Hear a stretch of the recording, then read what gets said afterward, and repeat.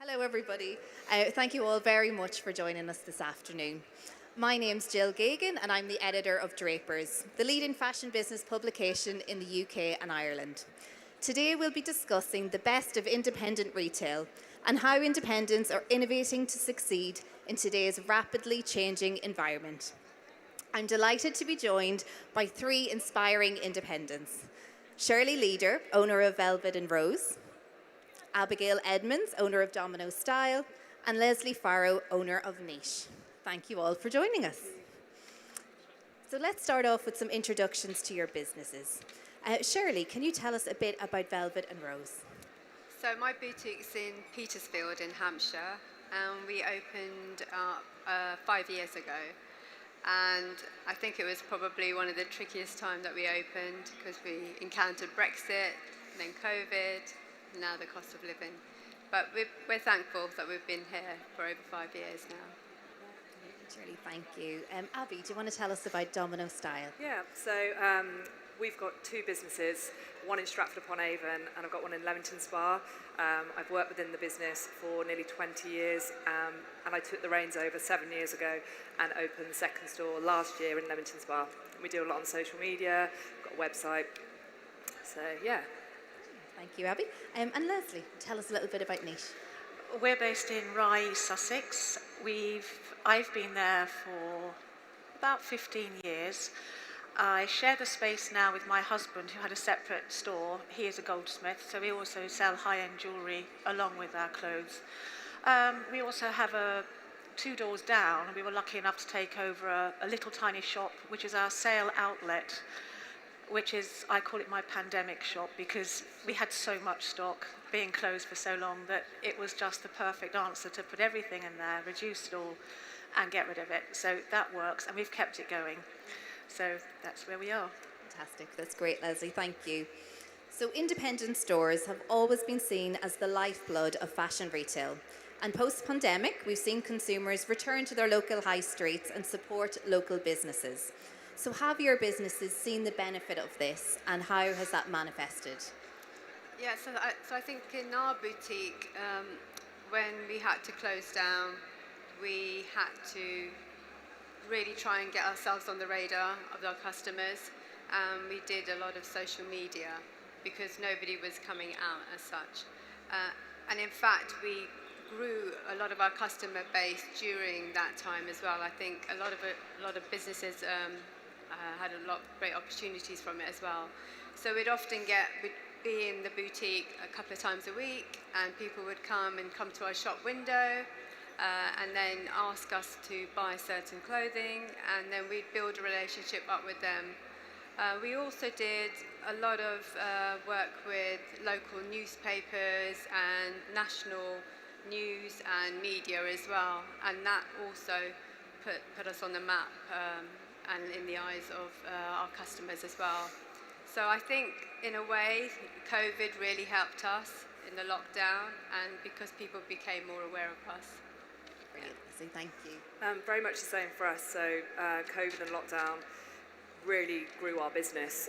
We saw it as an opportunity to really focus on our social media and our Instagram account, and I then took my 2-year-old daughter to the shop 4 times a day, brought clothes back to my spare bedroom, and I did 4 videos every single day, showcasing our product, showcasing our brand, and from that grew a community and brought that community into our store. So now I feel like we offer an experience to our customer when they feel like they know us. It feels like a family affair, and I think it's really important that you're giving that service to your customer, to offer them it from the high streets, differentiate yourself from the big multiples. And our social media, grew from there, and then we were able to open our second store last year. Absolutely So brilliant, it's good. Abby. And Leslie? Yeah, I guess I'm just repeating what they've been saying, really. I used to go into the shop probably every day. I change the windows every single day. We always have a colour theme, and we are in a street with the only bakers, grocers and butchers in the town, so people had to come past the shop every day. So they'd start to take bets on what colour would be in the window. So it just made people a bit sort of like there is life out there. The social media thing, yeah, I agree, we had to do that. Hard work, social media. And I'm of old school. I don't love it. I absolutely hate it. but you have to do it. And we started our website too on the second long lockdown, because that was the winter and it was the second one, and we just had no idea. So and that was really hard, but we did it, and we made it through. So, yeah. Absolutely. That's it. When times are tough, that's when you really find out. Yeah, absolutely. Yeah, no, it's good. And we have a nice town. We have lots of tourists, but we also have a really good, strong clientele who are very faithful. And I think because we're quite small in the town is small, you have to know everybody. You know what car they drive, you know what their husband's called, you know what their children are called, you know what school they go to, you know when their dog's not well. All of that is part of being an independent retailer. Yeah. And it is hard. That's probably why we all drink. But it is rewarding as well, because it makes it good fun. Absolutely. And you mentioned how important kind of that local community is there, Leslie. So, we know that Indies plays such a crucial role in town centres across the country. So, Shirley, you've been shortlisted for the Community Champion Award at the Drapers Independence Awards taking place in September. Can you tell us a little bit about some of the initiatives that you've created to kind of give back to your local community? Yeah, so what we've done is that we took on an intern for the last 5 months, and it was a supported intern, and so she needed help with the work, and we were approached by one of the colleges, and I didn't know whether I would go ahead with it, but we had the first discussion with the college, and I'm so glad I took her on, because it's just been so rewarding. We've been helping her, and also we've been using that to educate others as well, to say it's okay to have a diverse workforce, because I think often you just employ people that are similar to yourself. So we've really opened up the diversity in our boutique, and also the community's been part of it, because they're looking out for the posts that I do with this employee as such. And now we've taken her on. So she's actually like a permanent member of staff, so that's been great for us. So we've done that type of work, and then we've also been involved in community fairs. We always say yes to doing raffles, and we're also part of a WhatsApp group with other businesses in our town as well, and that's been really helpful. So we share best practices, and we try and see how we can all work together to drive customers into town as well. So we really want to big up our town and make people shop in Petersfield. Yeah. Brilliant. And Abby and Leslie, is there anything that you both do to kind of bring yourself more part of your local community? We've just done a fashion show for a local school, and we raised over £2,000 for them, and that was it was a great success. It was a really nice evening. We did it at a local hotel, so hopefully it brought some business to that hotel as well. And I think the local school are going to be doing a nurture room for the children. And it's just about getting your name out into the community. And I think, like you say, supporting all the local businesses and looking after each other in an independent town. I think it's really important. Yeah, and we do a fashion show twice a year. The money raised is split between the local hospital and the local community bus that's fully funded. And so we do that twice a year. All the locals come, plus some blow-ins, tourists. And the girls model, the staff model, and some of our customers model. And it's just a fun night. We support raffles, obviously, and I think that's just part of being part of a small town. So, yeah. Absolutely, just bringing everybody together. Yeah. Lovely, Leslie. So we've talked a little bit about social media already, so I'd like to go into that in a little bit more detail. So it plays such an important part of building brand awareness and driving sales nowadays, particularly kind of during the pandemic and post-pandemic.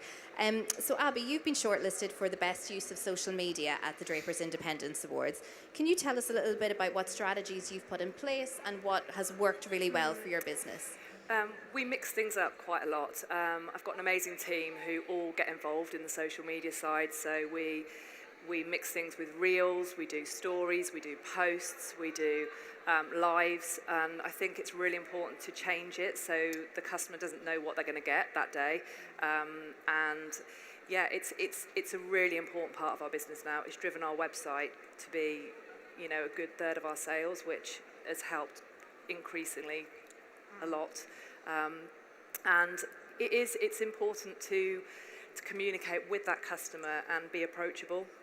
And I think that's what we do. I think we're real. I think we're quite real people. So when we do our social media, we don't take ourselves too seriously. So when we do our lives, we have a bit of fun. There's some interaction. We ask the questions.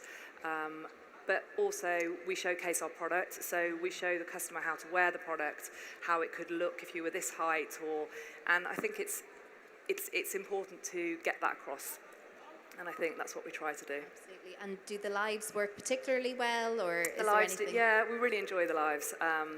But I think what we tend to do is when we get our product in, we'll showcase it, we'll do a small video, we'll do a reel, and then we try and do lives once a month, showcasing that, and that's where you get your feedback. But we also do stories where we'll say, what do you want us to do, what do you want to see us in, and then we will post that on stories, and we'll tag our customers into it. We have customers come in the shop, they'll sometimes even get involved in the stories, which is really nice. And like I said in my previous, it's like a family community, and our customers they kind of love that, so Brilliant. it's good. Brilliant. And Shirley and Leslie, how important is social media for both of your businesses? I'm going to do what she does, but I don't do that. You can come and do mine. I just really struggle with it. I know we have to do it. I know it's really important. But I'm old school. I've been in this business for 40 years, and this is also new. And I know it's important, and I have girls who will do it, and we do, but we don't. I admit not doing it enough. And I know it's very important, and I've got to really work on it, and that's what I'm going to do. Very good. And Yeah, Shirley? because it's just me, I think I wear a lot of hats, and then social media, I never used to like even posting like private things about my life on social media, so it's quite tricky for me. But I do a lot of posts, I do a lot of stories, reels, etc. Lives I don't do so much of, but I think I need to do more of those and just get out of my comfort zone. Because when I do a live, I do get sales from it as well as doing the other posts. But I think with lives, people do interact with you more and they get to know you as a person. So I think, mental note to myself, I need to do more of that. But I think social media nowadays, if you're a new business, it's really important to get out there because you're in competition with everyone. Yeah. Absolutely. Yeah. And do you find via your social channels that you're connecting with your current customers, or does it attract a different customer, maybe a younger customer, or, who are you seeing that interaction and engagement from? I would say a lot of it is our current following, but equally we get new customers all the time. They find us through the social media platform, and then they engage with us, and then they become customers because they then place an order on the website, and that's a direct result from social media and from Instagram. You can see when you post a story, you can see the website increase, and that is, you can see the product selling, and it's amazing. The power of it is huge. It's really huge. Absolutely, not to be ignored. No. So we think in today's current climate, we're all facing a lot of challenges. Drapers did a survey and a report earlier this year looking at the state of independent retail this year in 2023. And we found that the cost of living crisis, Brexit, business rates, and brands moving to a D2C model were some of the biggest challenges that our readers were facing in the independent sector. So I'd like to ask what challenges you're all facing, or what are kind of the biggest challenges you're facing, and then how you're navigating that, because it is a difficult climate. I think for me the key challenge is just driving more footfall, both online and also into the store. I think we need to work as a community to drive people into town rather than just going on their phones and ordering online. I think it's nice to mix it up a little bit, but I think we just need to be aware of what the online buying is. It's huge. There's a huge market out there. So I think those are the key challenges that I face. Absolutely. And are you kind of investing in finding those new customers online, Shirley, or how are you navigating that to get the business out there? So we are trying to see what we can do to improve footfall onto our website, but we're also working with the councils as well. We hear there's money out there, so as with the other local traders that we have in our town, we're trying to set up more of a traders association, because they often give the funding to a bank account rather than a specific person. So we're trying to obtain a bank account for us, so then we can easily access the funding for that. So that's something that we're working on at the moment. But with regards to website, I'm not great on like SEO and things like that. So I need to educate myself on how to drive more website orders. Brilliant. No, very interesting. You mentioned about the local council there. So, Abby, is that something that you think that local councils can do more to help independent businesses? I do. I think the local council should get behind the independent businesses. I think we need to see a resurgence of opening these closed doorways, and I think the rates need to come down. I think the rents need to come down, and if they don't, it's potentially only going to get worse. And I think because there's such a drive to online traffic, I think what the customer now needs is a reason to come into town. They need the reason, they need an experience. It can't just be about coming into town, which is why coffee shops and restaurants are surviving and doing so well, because they are offering an experience. And that's what we need to do, I believe, as boutiques, is give them that reason to come and visit us, not just order online. And I think the importance of that for the high street is huge, and I think the councils need to get behind it and, really offer the consumer a reason to venture, because people are working from home so much. They're seeing their computers, they're seeing their desks, and I think shopping should be an experience. And I think we need to bring that back, because it used to be an experience. People used to love to go into shops and see this and see that and touch it, and it just feels like it's gone, which is why I think Instagram and making it real, give them that reason to want to come and visit you, I think is so important. Absolutely. And Leslie, what are some of the challenges you're facing?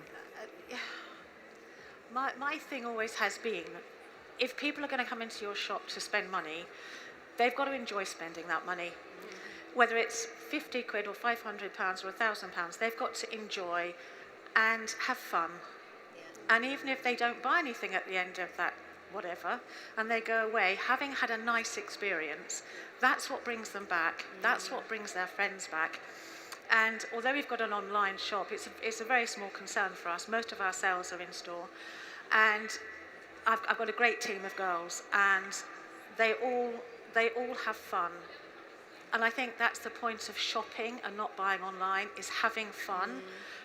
Be it trying on 100 things and buying just one little thing, as long as they've had fun. I want them to spend money with me, but I want them to enjoy it. Yeah. And until the customer service, the ethos of the good customer service comes back, because it went for a while. Yeah. And I think people who are doing well are people who offer that really good customer service, where you can go home with something and have fun and tell your friends it's a really nice shop, it's such fun in that, Yeah. That's what we need to be pushing. Council, for me, no, that won't be an issue where I am. We do have lots of WhatsApp groups within the businesses, but the council as such doesn't really get involved. Yeah. So it's more about creating that experience within your store and that kind of personal connection and personality of the business. It is, and actually being truthful to the store, being truthful to the customer, the fact that they come in and they need you, but you also can't go home with them and say how wonderful they look in something. They've got to feel wonderful when they walk out of the fitting room. Yeah. And it's that sort of thing. It's being honest retailers, making people feel good to spend money. Absolutely. We recently had a colour stylist, and she came into the shop, and she just had really quick, like 20-minute appointments, and that drove in more people into the shop from the wider community. So she just did their colour analysis in 20 minutes, and the whole day was filled out, and that was really good.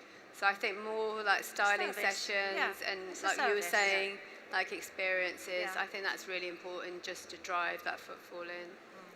Absolutely. And looking at the opportunities, over the next few months, couple of years, where do you think that the growth can come from within independent retail?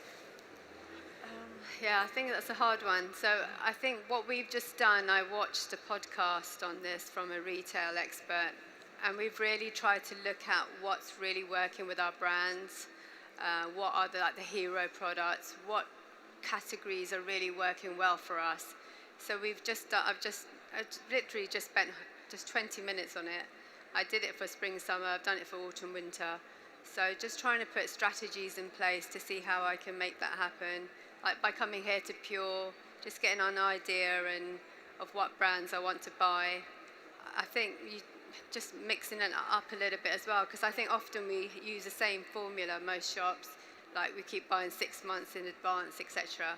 Just trying to mix it up a little bit more, just get a few like niche products as well.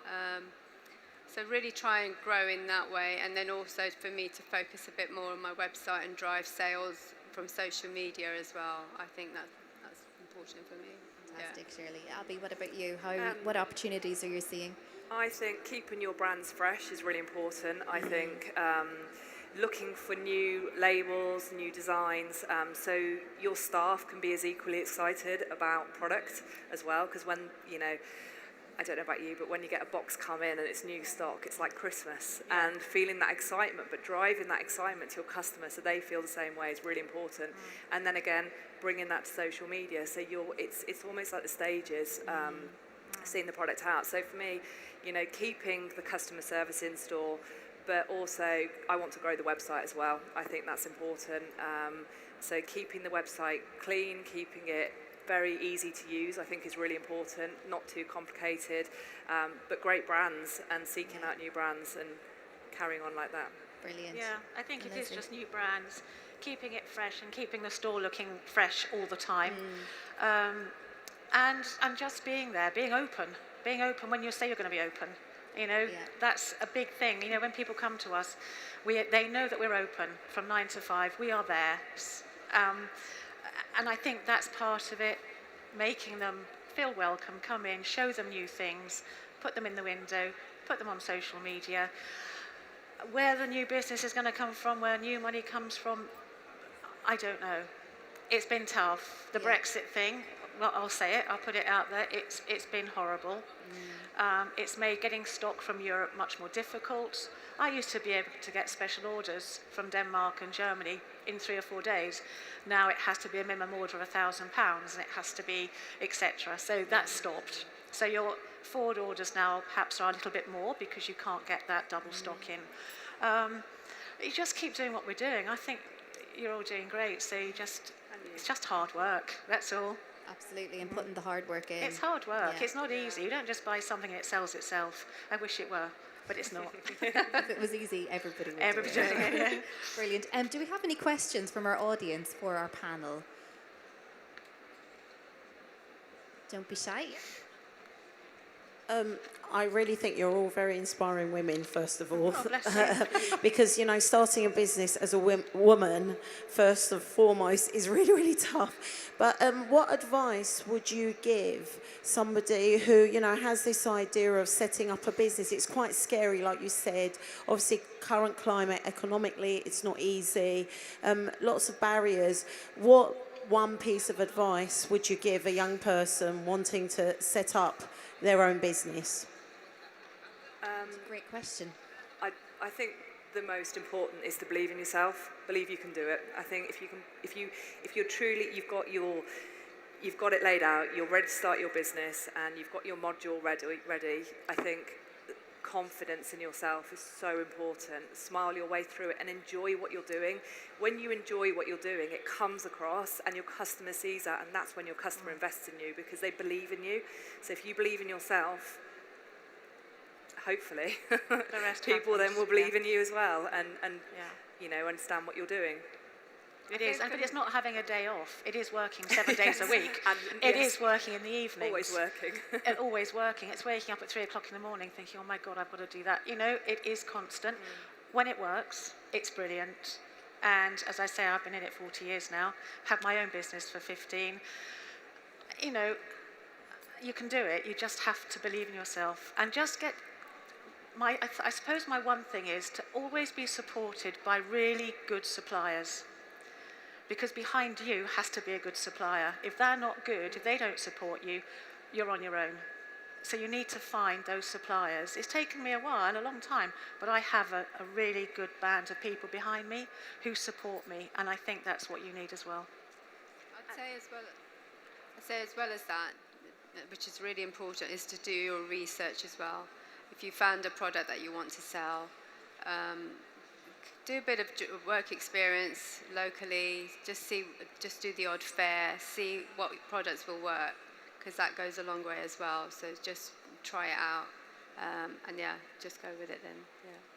But also, just to add, a good team behind you. Staff are so important. To have an amazing staff force that, you know, are behind you and have the same dream is just as important. I'm afraid that's all we've got time for, everyone. Please join me in thanking our brilliant panellists. We've got Shirley, Abby and Leslie. Thank you so much. Thank you. Thank you.